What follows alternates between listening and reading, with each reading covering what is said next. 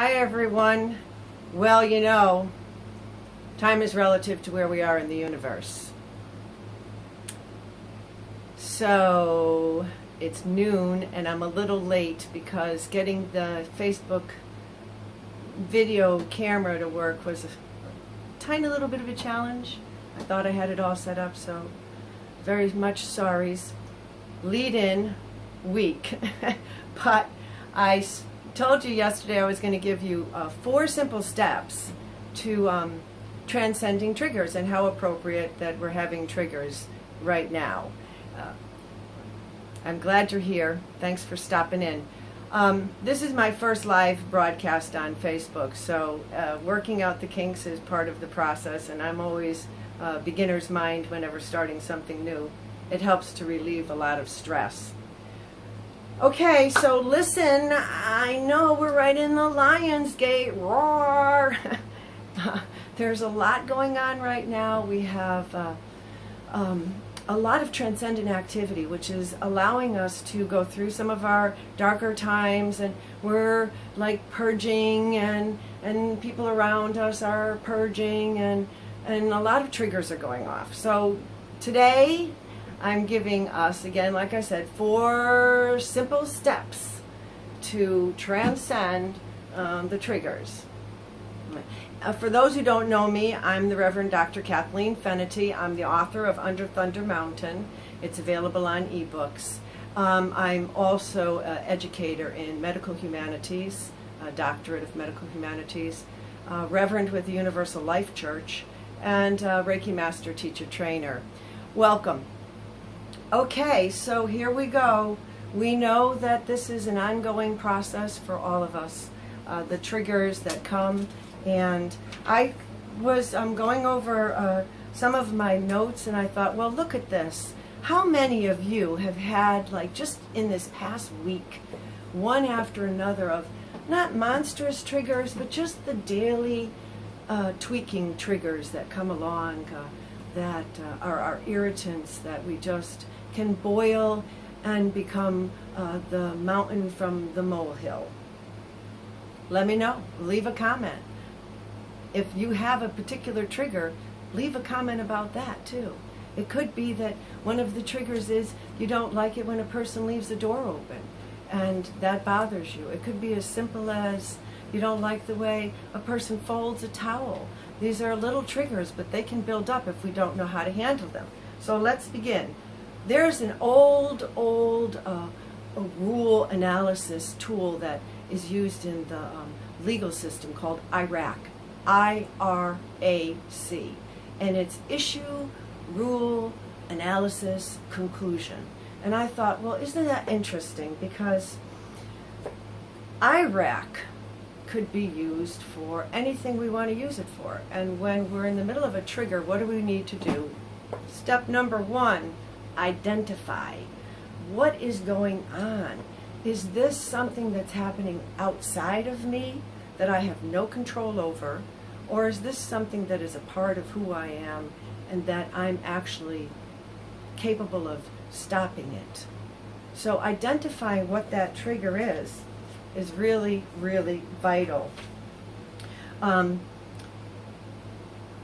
It could trigger something that's emotional from very far time away, because with the retrograding going on right now, we are in this process of actually going back over materials that we thought maybe we had processed, maybe we had even healed from, but all of a sudden this one little instance comes along and it could open that up.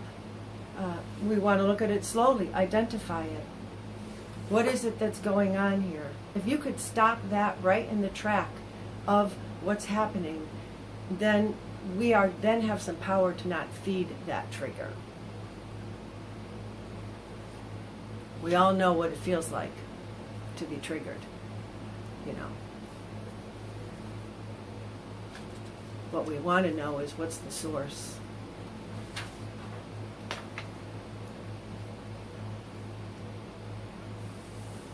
Because things can pile up.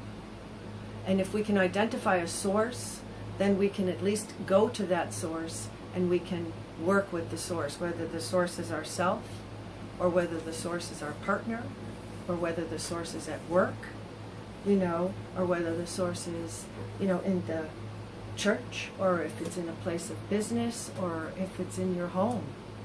There's different levels of ways that we can handle it within ourselves so that we're not pulled further into it. I wish I could see if the comments were coming up, but I've fussed with the phone and turned it around, and I'm under the belief system that I'm live right now. But even if I'm not, I'll load it and we can rebroadcast. And next week at the same time, Thursday at noon, I'm going to be having the live chats with Kat. So this is the first one, and it's the first way to overcome, or at least to transcend the process, is to identify. Number 2 is R. So R, I said, instead of a rule, we just want to reorient. So when I was studying yoga, my yoga master would talk with me about turning the crystal around and looking at an issue from as many perspectives as we can, because we can become very myopic, like we see things just the way we see it, and it's very hard for us to see another person's perspective. So perspective and reorienting perspective allows us the opportunity to, again, examine a little bit closer. Once we stop it in the tracks, then we can take a look at it. Oh, yeah. Isn't it interesting, I thought. Generally the person who set off the bomb or put the bomb in the room has already evacuated. They put the bomb there and they're out of the room fast, okay? So generally the person who's been triggered is the one who's left holding that. And that's why I really want to continue to encourage that it's our responsibility to not react, to not respond, but to reflect. And the best way to reflect is stop, take a look at it, right? Identify the source, reorient ourselves. Now, that may be as simple as a prayer. Just taking a moment to say, oh boy, dear God, help me with this one, okay? And that could reorient it right there. That may not work. It's not always easy to change perspective. Sometimes you can use, hey, when baby was crying, rattle the baby, rattle, rattle, rattle, rattle, rattle, rattle, and the baby would suddenly change perspective. Ha ha ha, the baby would laugh, or, wouldn't be crying anymore. We can do that for ourselves. Crystals, right? We can use the crystals that we've infused with our prayers and in our mudras, and then bring them with us to the workplace or to any place when we're going outside of our control zone, where we can use that crystal to remind ourselves that we don't have to continue a pattern, we don't have to feed the trolls, we don't have to, feed the wolves, right? You don't have to feed them, Remember I told you in another video over on my YouTube, you can check it out over there if you want. I don't know, some of you have been over there already. Let me know in the comments section, wow hearts, if you like it. But I've talked about how we don't always have to open the door just because someone's knocking on it. And that's metaphorically, the door of our heart, the door of our mind, right? Someone's doing something and that part of what they're doing is to agitate and aggravate, and okay, that's their process, that's their karma, but you happen to be there. And the lesson that we have then for ourselves is where I'm taking us to the next. So after we resonate and we look at it, we reorient it from our inspection, and we take a look, we've identified it, we've made kind of a source identity, we've reoriented it, and we've used different tools. We could use music, shifting, remember, shifting the pattern, shifting, reorienting, however one needs to reorient. Oils, lavender oil is one of my favorite. Reorient with some lavender oil, put it on your wrist, smell, take that aromatherapy to reorient. Again, that's a little bit more difficult in public environments because some people don't want any kind of smells, like on an airplane where you're trapped and triggered. You know, invisible sources, prayer and crystals are very, very helpful there. Yeah, so we get to number 3, which is A. So 3 is about appreciating, okay? So the general pattern with triggers is, you know, you did this, you won that, back and forth, fire, fire, fire, bing, bing, bing, bill, bill, bill, bill, bill, right? Okay, no, we don't want to do that. It's such a small little issue. What are we going to do? We're going to say, wow, this is a wonderful opportunity for me to take a look at myself. How am I responding to situations that affect me? And how am I reflecting on them in a way that helps me to be a more loving, kind, harmonious, balanced human being? You know, it's challenging because sometimes a person's really, really close to you, and they know your buttons really well. I mean, the closer they are, the more they know your buttons, you think, right? But, you know, and they may even do it intentionally. And so that can be another video we can talk about when we're working with individual one-on-one, you know, almost couple therapy type of instances. Which way are we going to fold the towels on a daily basis can become a record that one wants to just basically break. So that needs to be addressed on some level, right? Obvi, right? But maybe you don't know the person at all. And I had this instance happen to me recently. I was driving in the car, and the highways and byways are really, really busy, and everybody's going somewhere, and time is money, and you're in my way, and the roads had a huge accident, and everything was shut down, and I'm trying to weave my little car over as far away from the huge tractor-trailer trucks as I possibly can move, because, you know, I don't want to get squished in between them.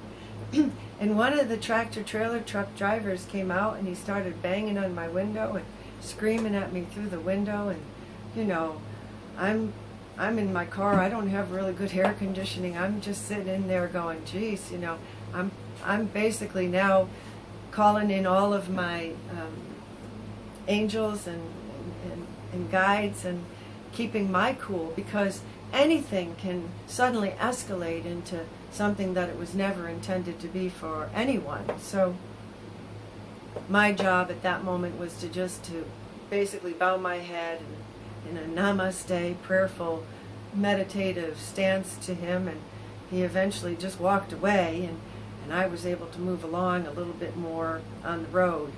I don't know if any of you have had this type of incident before, but I'll tell you, it's a little scary when you don't even know the person, and people can be triggered by, oh my goodness, by your hair, by the way you walk, by the way you talk, by, you know, the color of your skin, by the way you smell, by, oh God, just everything. So we can't control another person's reaction towards us, but we can control how we're going to reflect on that, as opposed to react and respond, which could cause more fuel, more fire. I don't know if you can relate to any of this, but if you can, give me a little heads up. Let me know if you've ever had a total stranger come up and basically just be triggered by your presence. You know, when we think about things that are about being triggered, we always think about the negative, but when we think about, oh, I was so moved by that person, you know, it's a positive thing, but in essence it's the same, you know, it's one side of the coin and the other side of the coin. You know, the very thing that one person may find beauty in the eye of the beholder, another person may be triggered by. I heard a woman on the broadcast, a news broadcast lady, can you believe it? She was talking about this woman, and she was triggered that she had bare feet sandals on and toe rings. She was just triggered by that whole experience. No, she had a toe ring on, those people. And I thought, isn't that odd? I thought that was so odd. Okay, number 4. We're coming up to number 4. All right? Here we are in number 4. 4 is C. Clarity. All right? And consciousness. When we go through the identify it and we reorient it, and then we appreciate what we can gain from that in terms of our own self, and we can meditate on it, and we can make our changes necessary to achieve the desired result, because you can't change anybody else, you can only change yourself. Then that allows us for an aha ability of growth, and we can transcend the trigger. We're no longer attached to that source that would go button, button, button, and watch the human respond. If it's a close person, whether that's in your workplace or that's in your office, personal office, if that's in, the public arena when you're out doing your entertainment time, movie, restaurants, flying, planes and trains. We're all here together. And so I hope that this video was a little bit of a help. Remember, IRAC, identify the source of the trigger, right? Reorient yourself and reorient your perspective, okay? Appreciate the opportunity for growth. Use the tools necessary, whether it's prayer, meditation, whether it's using music. We always have the pets. I have my little Ruby Heart here today again. He's so sweet. Okay, and that's it. Hey, listen. Oh my gosh, I almost forgot. How could I forget? Listen, don't forget. I know it's going to be backwards because we're doing video work. Under Thunder Mountain is available on Amazon eBooks. It's very affordable, very available. So check it out and pick that up. Come by Instagram. I'm on Instagram at Kathleen Fennedy. I'm doing all of my Reiki infused posters for you to receive the benefits of Reiki through distant Reiki with me. And that's compliments. And then I have my YouTube channel under Thunder Mountain. Come by there. I'm doing the separate YouTube videos. All right. Hey, it was great spending time with you. Remember, wherever you go, there you are. So bring yourself there in the best you can be, and use that good IRAC method so that you can identify, you can reorient, you can appreciate, and then you can have the clarity and consciousness to transcend any daily trigger that comes along your way. Have a great day. I'll see you again next week, and I'll have this down for sure with these Facebook Lives. Alrighty. Bye. Roar, Lionsgate.